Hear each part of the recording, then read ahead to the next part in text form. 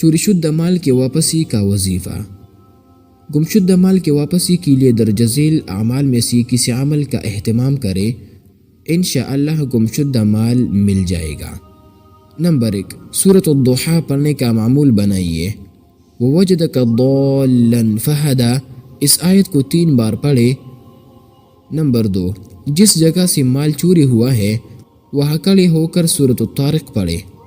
Number 3، یہ حفیظ 119 مرتبہ پڑھیے، پھر سورۃ لقمان کی آیت یا بنی انہا ان تک مثقال حبۃ من خردل فتکن فی صخرۃ او فی السماوات او فی الارض یأت بها اللہ ان اللہ لطیف خبیر۔